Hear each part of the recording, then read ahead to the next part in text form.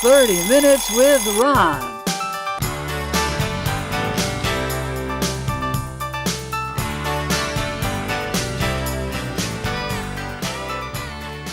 Hi, I'm Ron Gagliardi. I'm the host of 30 Minutes with Ron. I'd like to welcome you to the show. And there might be somebody on the set today who you might recognize because he's been on the show before. And I hope you've been tuning in all these weeks so that you see all these wonderful people. And here he is, this, ladies and gentlemen, for a reprise visit, or that's a reprise visit. Jim Hawk, welcome back. Hi, Ron. How you doing? Good to be back. That's good. For me, it's good to be anywhere. Good to be, yeah. So now, in case you don't remember, Jim is an independent filmmaker. And I see his films and I say to myself, these are fantastic. I mean, he is like a professional. And like when I compare, I've seen a lot of his films, and when I compare them to films I've seen in the theater, in between when I try not to fall asleep in the theater, by the way, I've never fallen asleep during one of his, they're the same stuff. They're great. There's great sound, great music, and I can't understand how he can do this in a little house on a street in Cheshire. Or maybe he goes to a studio. How does it work anyway? What do you do? How do you get this thing done? It took a lot of experience. Yeah. But I appreciate that, Ron. I really do. And I ask myself that same question. How can you do this and not be found? It's like, what's going on here? I think it's just a love of what I do. I really believe that. And it sounds so cliche, but when I make movies, I almost feel like that was what I was intended to do. Mm-hmm. I can't answer your question. I really can't. I wish I could. Well, I envision myself as you sometimes when I'm thinking of you. And I'm thinking, well, here I am. I'm Jim Hawk. I decided I put another film to bed. Got to do another film because I want to let the world know that, you know, this is on my mind. So how do you come up with the ideas for these films? I can't really answer that. It's like an intuitive kind of thing. Uh-huh. If I took you to my computer right now, I could show you the beginnings of, I think it's like 87 different movies. So I'm constantly thinking about what I can do with this, what I can do with that. You might say something. I'll give you a good example. All right. I went to the doctor about 3 months ago, and he said, you're a filmmaker. And I said, yeah, I am a filmmaker. He says, think about this. He says, the moment you're born, you're in the process of dying. He says, in other words, he says, what I'm saying is that nature is out to get you, no matter what. And so I walked away and I went, that was kind of a downer. A little bit. Yeah. But then the more I thought about it, I went, wow, that could be a really good element to a movie. And I started writing a script about that. In the doctor's office? Or No. It's overtime. Uh-huh. Yeah. As an ancillary thing, what I do quite often is I'll go to bed and I'll say to myself, I wonder what the solution or the answer or what would be good about that specific thing. Mm-hmm. And more often than not, I'll wake up in the morning and I'll go, wow, because it came to me. I'll go, wow, that is unbelievable. Yes, I'll use that. Mm-hmm. And that has happened countless times and time again. I've enhanced, enlarged scripts time and time again. There's a script that I wrote that was a short story, Confluence. And it was supposed to be about a serial killer, but I wanted it to be about a serial killer that was always amongst you, but you never knew he or she was there. And I woke up one morning and I started piecing this thing together, and with this, I wonder what I'd do about that, mm-hmm. I wonder what I'd do about this. And before that short story, 15-page short story was done, it was a 120-page feature-length script. And it had gone totally a different direction. You never would have thought. Who would have thought? Have you heard of directed dreaming? No. From what I understand, that's before you go to sleep, you think of a subject and you say, I want to dream about this subject. And you concentrate on it, you zoom in on it. And sometimes you get to dream about that subject. Wow. And you can probably write a book or write a script partially in your dreams, and it's just there for you when you wake up the next day. Yeah, that's cool. Yeah. So now here I am again. I'm thinking I'm Jim Hawk, and I'm sure that there's a process that you have to go through to make a film. And so if it were myself, I would obviously do an A to Z list, and I would put like advertising and budget and all that good stuff. How do you do it? That's a long answer. A long answer. Long answer. All right, well, before we do that long answer, maybe we want to go to a clip, and then people will be totally enmeshed in what you do, Okay. so that they can see it. I think it's a good idea. All right, we'll do that. All right, so ladies and gentlemen, there are 2 clips coming in for tonight. The first one is called Esquire. Right? Got it right? Trailer. Oh, the trailer. Oh, excuse me. Yes, trailer. Because a film would be a little bit longer than we have room Yeah. for. Well, and trailers are modeled to like sell you to want to see the project. Right. So when you see a trailer, there's graphics in there that aren't in the movie that are supposed to hook you. Okay. And you said that this is one of, you told me earlier off camera, that this is one of you feel this is one of your best films. I think this is one of my best. All right? Check it out. See what you think.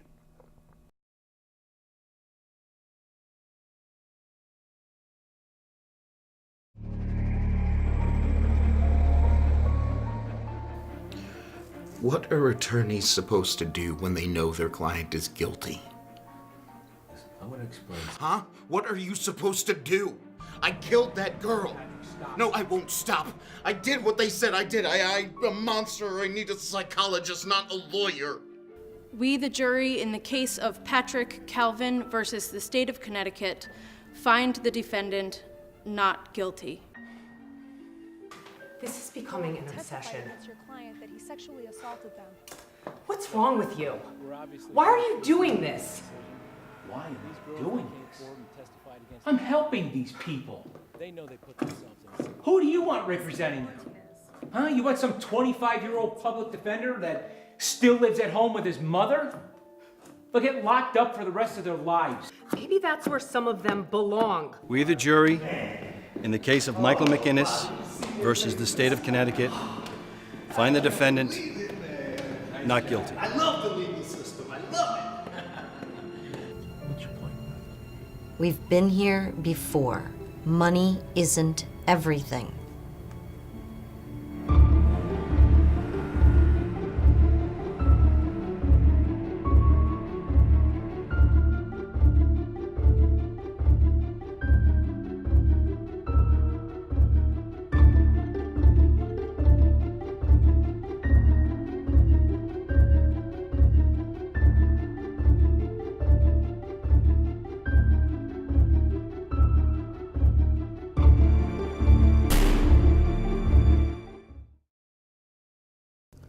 And we're back.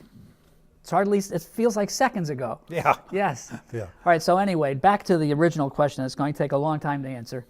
How do you prepare to do a film? What do you have to figure out? What do you do?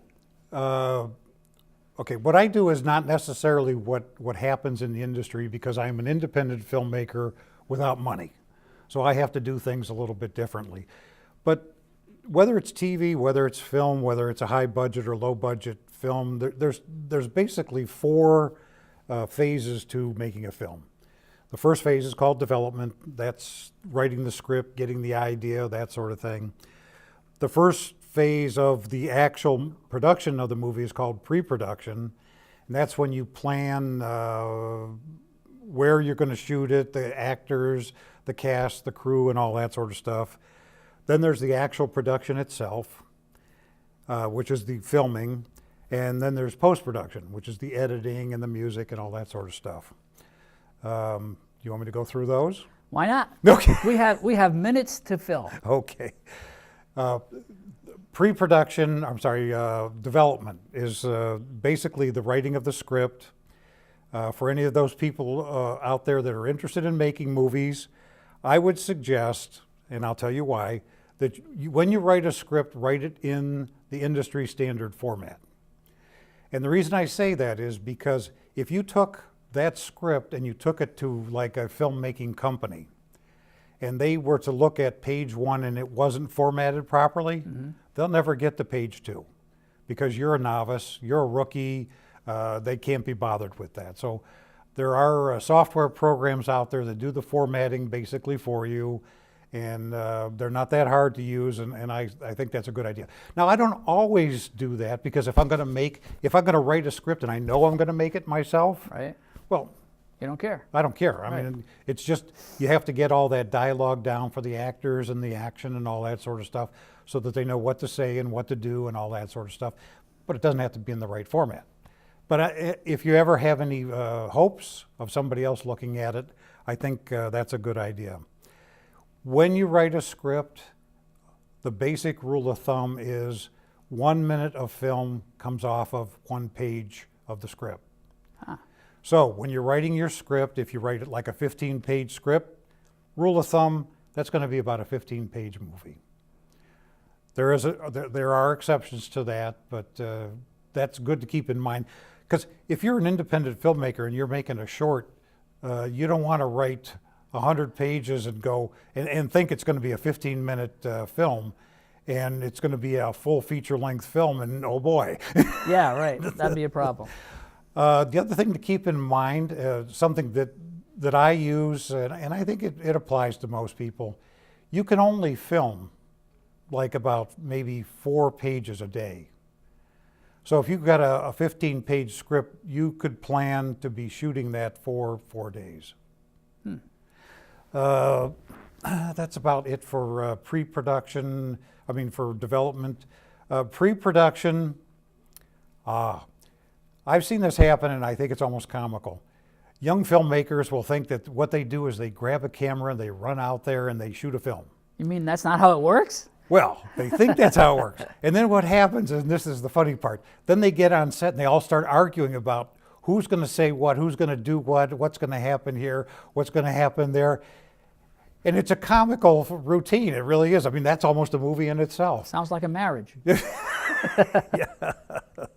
So, my word of advice on pre-production is plan, plan, plan.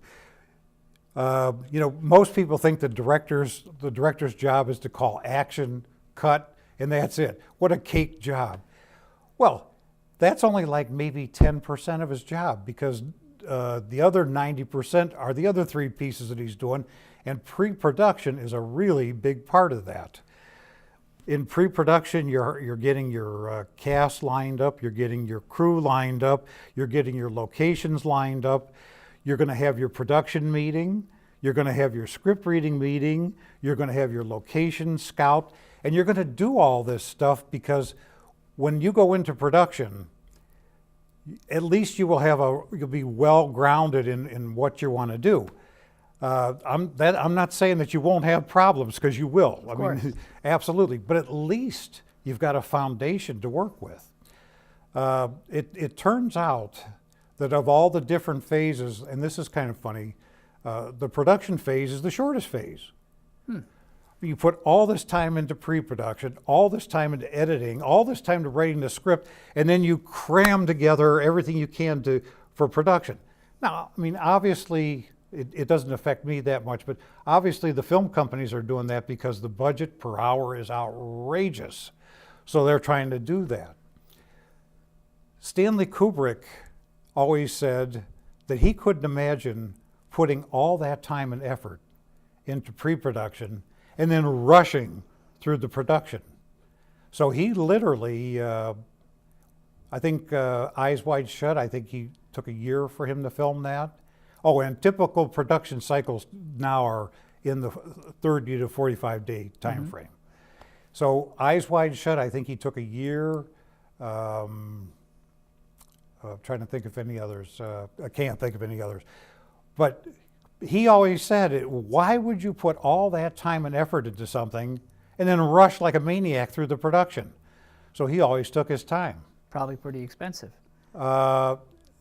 He got away with it because, unlike most Hollywood film crews, he tended to keep the crews quite small. He liked to work with people that he knew.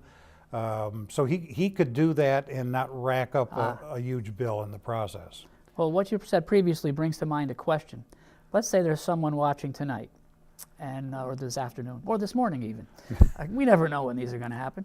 And they say, well, he's going to build a cast. Now, you have a cast of people that you sometimes work with, but what if there's somebody out there like, for example, myself, and I say, boy, you know, I'd really like to be in one of his productions.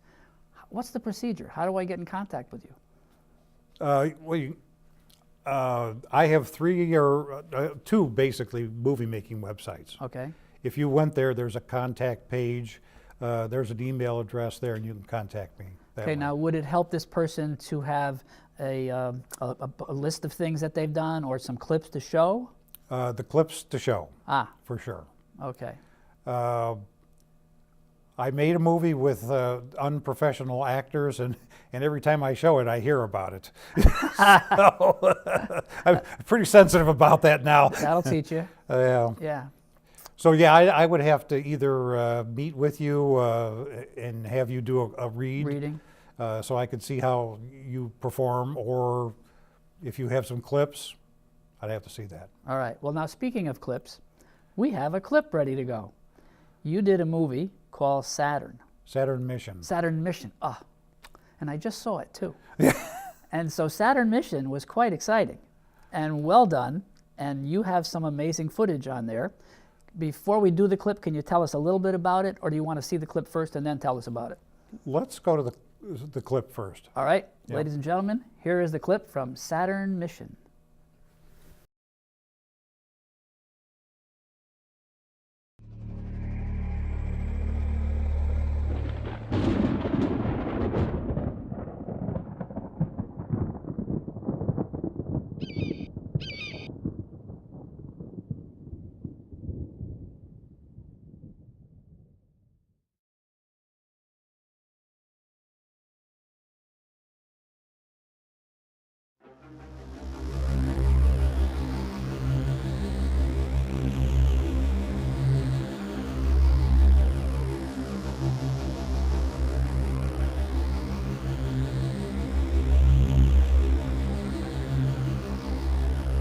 I've seen him all that. I've seen him in it, but I see those things in it. I watched the lyrics and I saw your yell. It's hard to say it's now.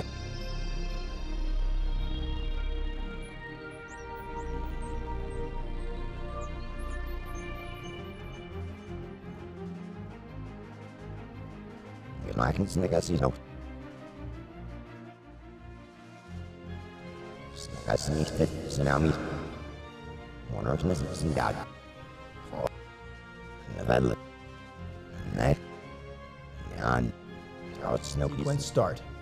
6, 5, 4, 3, 2, 1, 0. All engines are running. We have liftoff. Orion spacecraft, Flight 347, has cleared the tower and is on its way to Saturn with an intermediate stop at the Harmony Space Station.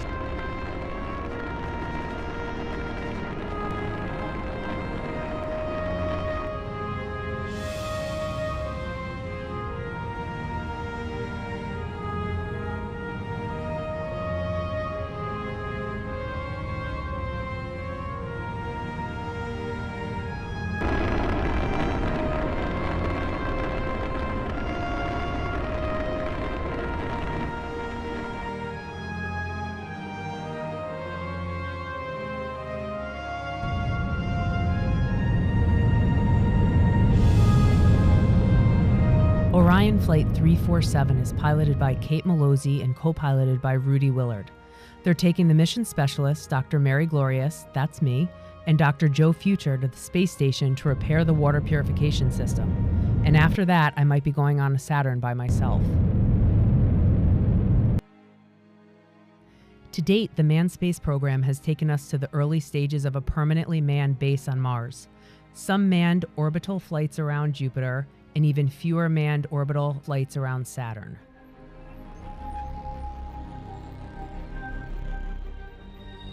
This is the Harmony Space Station. It's one of 4 permanently manned space stations in orbit today. Harmony is focused on research and used as a jumping-off point for planetary missions. The other 3 space stations are more commercially oriented.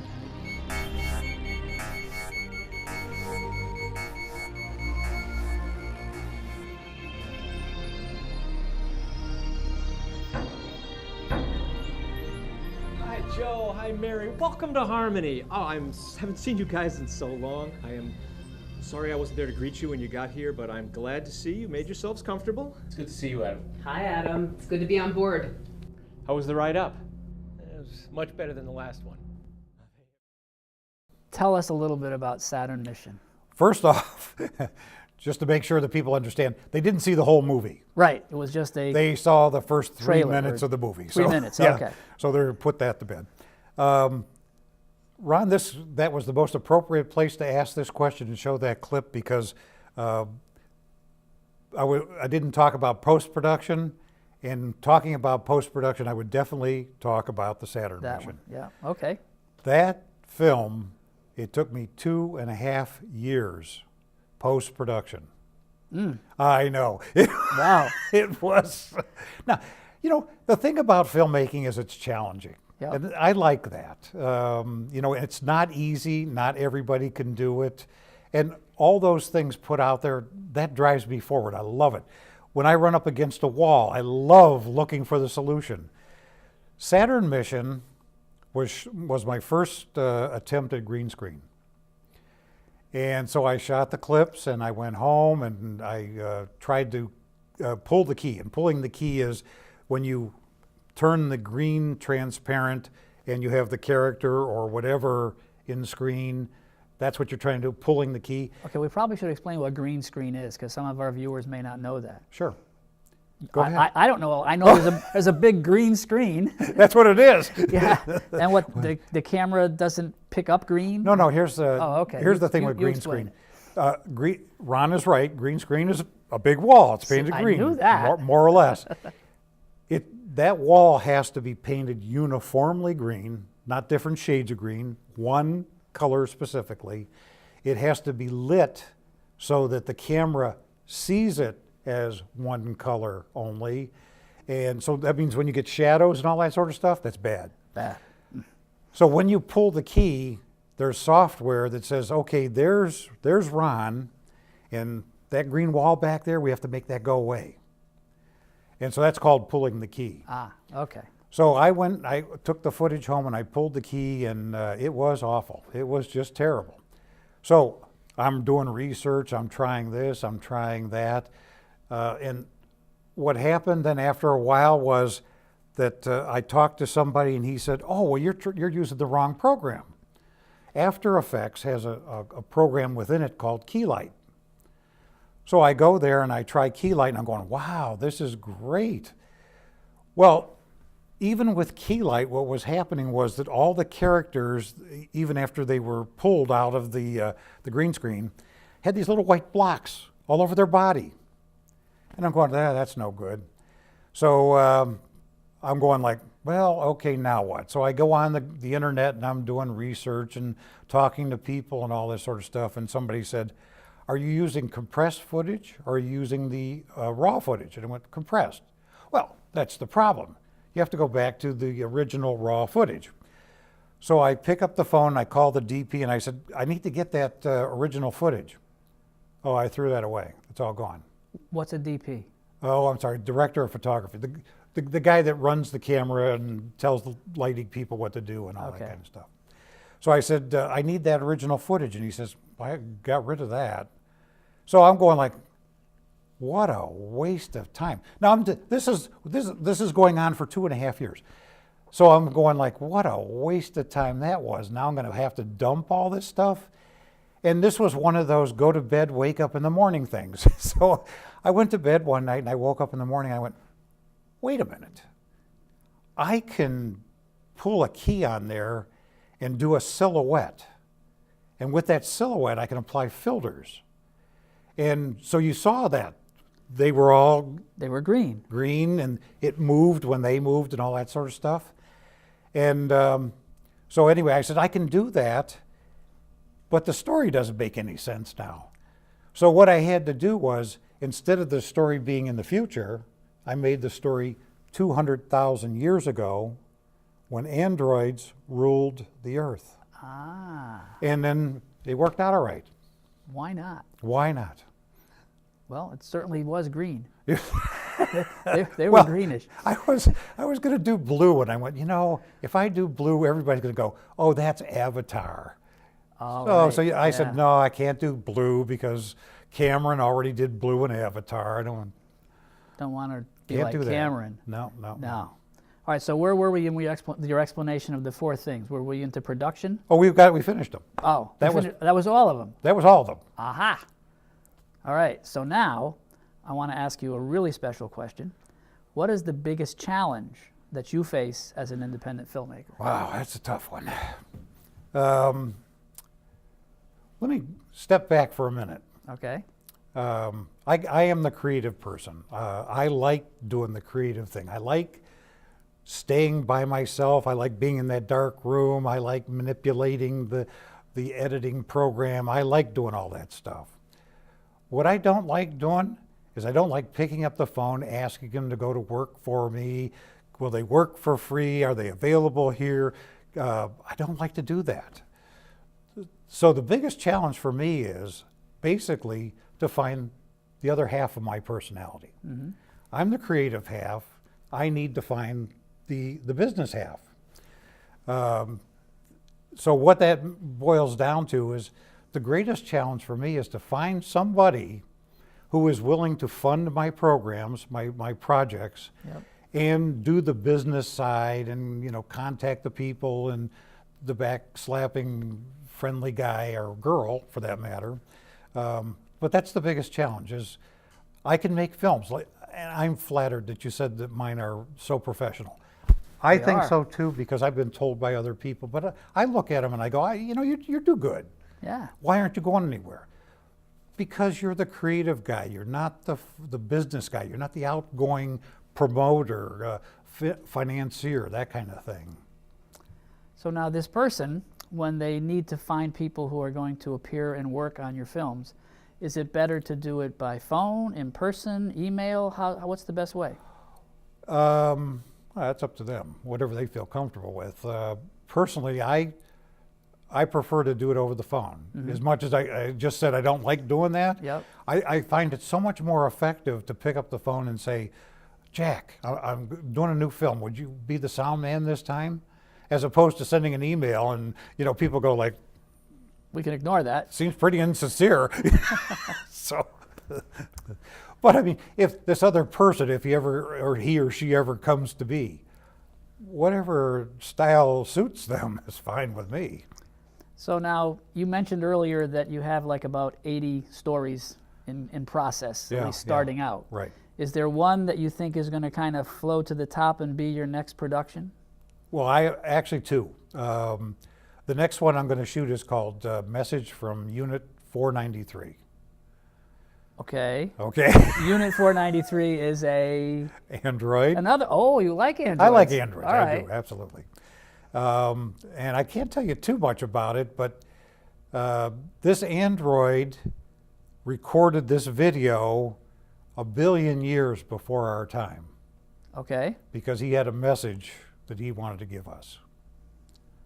And we found the message and something happened. Well. Or maybe not. We'll see. We'll see Yeah. when the film gets produced. Thank you for tuning in. And this has been our second visit with Jim Hawk. Probably won't be a third because I don't know if I could handle it because he's so wonderful. I guess basking in his glory is just too much for me. So thank you very much for tuning in. And I hope to see you again sometime in the future because I can't travel into the past.